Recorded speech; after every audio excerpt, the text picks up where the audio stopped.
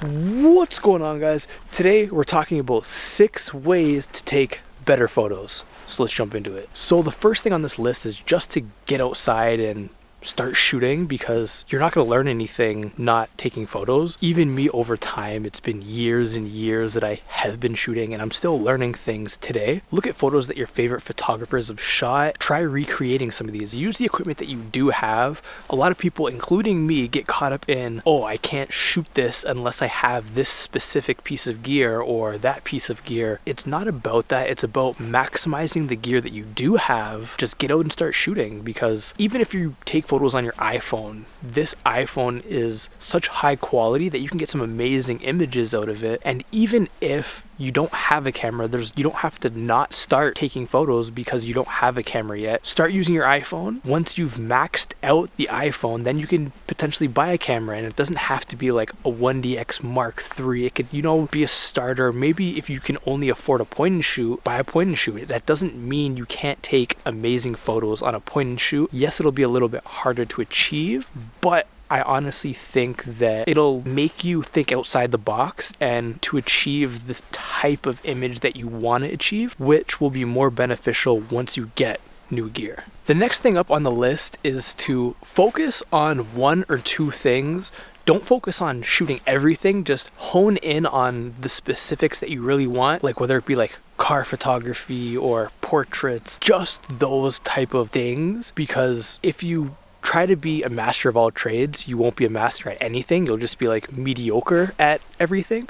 So if you just hone in and focus on 1 or 2 things, the amount of techniques and things you'll learn for that specific genre of photography will come to you a lot faster, instead of you trying to learn everything all at once. Because the techniques of a portrait photographer won't really be the same as if you were shooting cars or babies or landscapes, cityscapes, or architecture, anything like that. Each genre of photography has its own specific techniques. Alright, so the next thing up on the list is learn to color your images. A lot of people, including myself, when you first start out, you go super saturated. You just slide that saturation slider all the way over, and you're like, yes, this image is very vibrant, the colors pop, looks dope.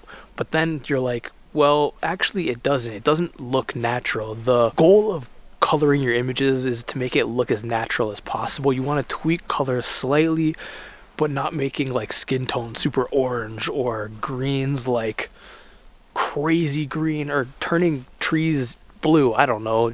You want to make it look as natural as possible, but rules are meant to be broken. To each their own. Maybe if you do want to make the trees blue, go ahead, because it's art, right? Just learn your general style of coloring images, and that'll be the best place to start. Once you learn how to color, you can turn like a not good photo into something that's actually visually pleasing.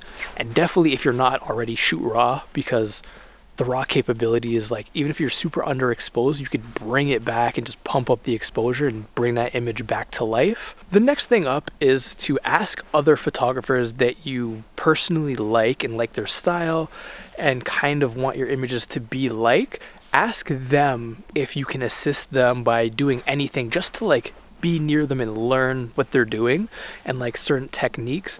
Ask them if like you can hold their bag, if they need help with any kind of lighting or anything like that, just to be in the general vicinity of them, and then you can pick up the techniques that they do with their photos and their photo shoots. And there's a lot to be learned, especially because if you love their images, then you could pick up their techniques, and then you can end up getting photos very, very similar to theirs. Because realistically, who wants to carry like a photo bag like I'm carrying on my back right now? Like, if you don't have to carry that and someone's willing to carry it for you for like a full day, then to me, it's only a benefit to have someone actually there carrying your stuff for you. So the final thing on this list is to do your research. Like, If you really want to learn deep down, do your research online. Like Google, YouTube are huge keys in this learning process. For me, when I first started, I Googled everything. I Googled techniques, I looked at workshops, I YouTube stuff. If I couldn't find something out specific, I'm like, let me Google it, let me YouTube it, let me just try to find some sort of information on it. And these are gonna be your best friends because it's free. Like all you really have to do is time. It's very time consuming, and you might not get the right information right away. It might take you a couple of videos or like a couple of different websites, but the information is out there for pretty much everything that you do want to learn. Even what is key for me to see what gear people are using and stuff like that is behind the scenes. That gives you pretty much everything you need to know in depth, like the angles photographers shoot from, what gear they're using, how to help models pose, and props photographers use.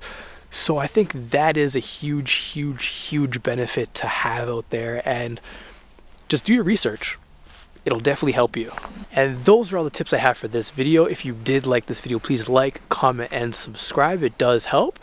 And until the next video,